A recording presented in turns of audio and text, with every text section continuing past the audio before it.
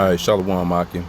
Kahalayim Yahweh Ba'Hashem, Yahweh Shai, Wahara Kakwadash, double honors to the apostles, the elders, and bishops, the great millstone rule well. Shalom and salutation to all you elect out here, brothers teaching the word. Shalom.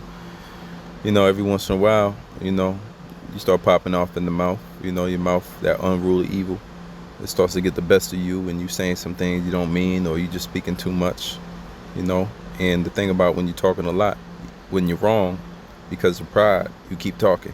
When you actually, because, the longer you go on and talk about something, more than likely, it's going to run into something you don't know. And so, the pride is what's going to keep you, skip over that, go over that, or get aggressive and mad when somebody else corrects you. But when you're dealing with wisdom, which we're going to go through, these are scriptures that basically emphasize how to have control over your mouth, control over your tongue. So you don't get out of hand. These is great precepts to bring that out into light. And you could do that self-reflection at the end of the day. See if you just jibber-jabbering too much. Job 8:2 starts off, it says, how long, by the way, this is the NLT. All of these is going to be in the NLT, just for the sake of edification. Job 8:2 says, how long will you go on like this? You sound like a blustering wind.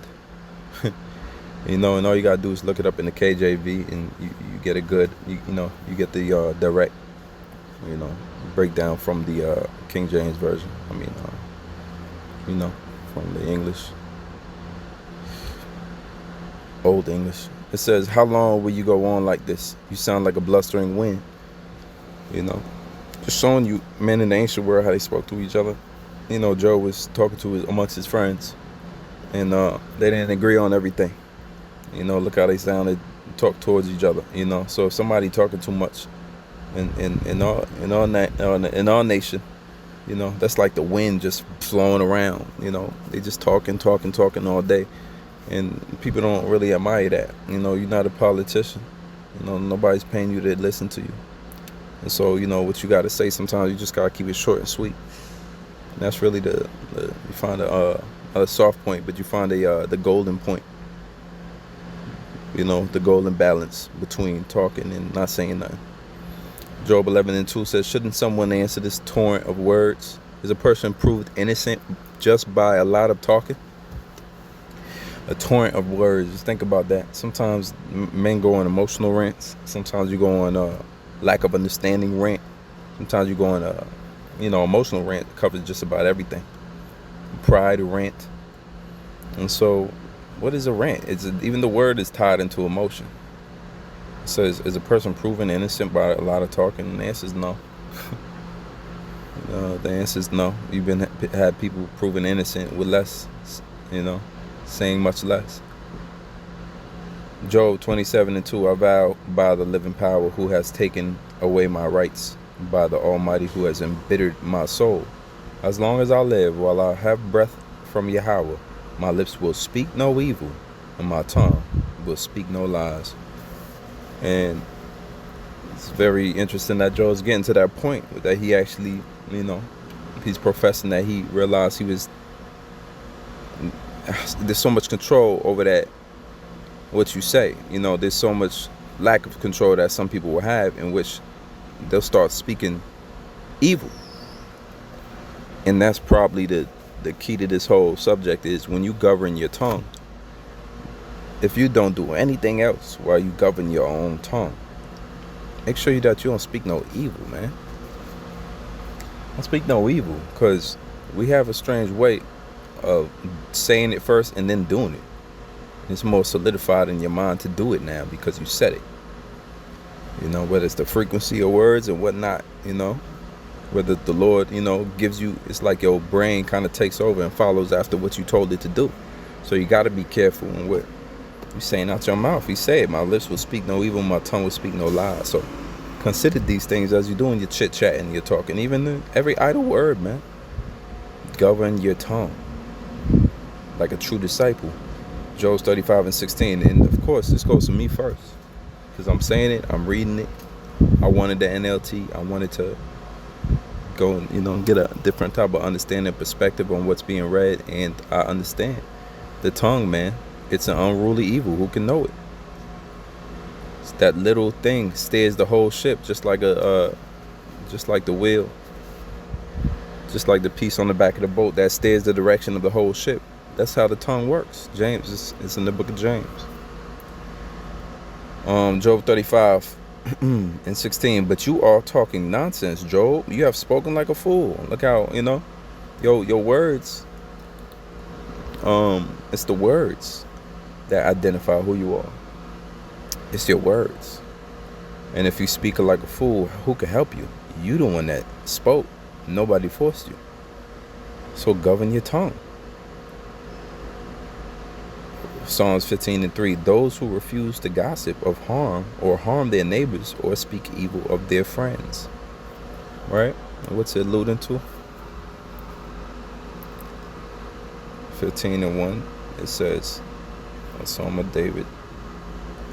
Who may worship in your sanctuary, Lord? Who may enter your presence on your holy hill? Those who lead blameless lives and do what is right, speaking the truth from sincere hearts. Those who refuse to gossip or harm their neighbors or speak evil of their friends. That's it. That's the ideals, man. To get to the point where you don't speak evil of people, you're not out here completely destroying yourself from what comes out of your mouth. Psalms 39 and 1. For Jeduthun, the choir director of Psalm of David, I said to myself, I will watch what I do and not sin in what I say. Not sinning what I say. So that's a talk that you have, that David had to himself. What am I saying, though? What am I have a lot. It seems like my tongue operates on its own at times. When it does, what the hell am I talking about? It seems when I'm most comfortable that I talk a lot. Okay, well, what the hell am I talking about? Because the tree is known by its fruits. A good tree bringeth forth good fruits. If your eye is single, it shouldn't be a lot of bullshit coming out your mouth. So, but yet it happens because we fight in this flesh. So sometimes you gotta have, it goes from your thoughts right to your mouth. You gotta have a cutoff point. You gotta have a filtration system so that you don't spew up the same garbage that you heard all your life. It says, I will hold my tongue when the ungodly are around me. Hold my tongue when the ungodly are around you. That just goes to show you can't have conversations with just anybody and everybody, especially about this truth. The Lord said to himself that, cast not pearls among swine. If you're going to check yourself and make sure that if everything that comes out of your mouth isn't godly, how much more when you be in front of ungodly people, when you speak of ungodly, they're going to start pushing it on you like, oh, you one of us. And not only that, you're going to get into some crap and some situations you ain't want to be in, because you done gained the trust of the ungodly. They don't do nothing for you. Instead, David's wisdom is, I will hold my tongue when the ungodly are around me. Why? Because they're naturally going to sit and wait for you anyway. They know that you really not their kind. So you're doing yourself a disservice trying to be like the godly when the Lord, trying to be like the ungodly when the Lord severed out for you a godly position on this earth. And one is against the other.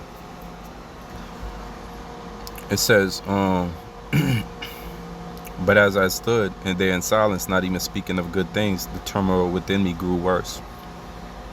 Sometimes you gotta hold your tongue, even if it's, it's the right decision, but even if it hurts, even if it's hard to, you still gotta hold your tongue. Imagine that.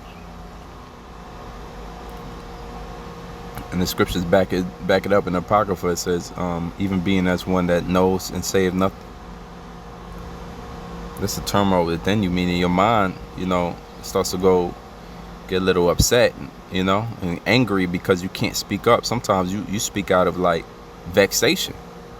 I'm sure brothers have been in that type of situation already. I'm gonna finish it up because I feel the cough coming. Proverbs 10:11 says, the words of the godly are a life-giving fountain. The words of the wicked conceal violent intentions. All these scriptures are for our benefit, so we can see how the tongue really works. Use them, utilize them, apply them to your life daily. Lord willing, this video is edifying. Until next time, shalom.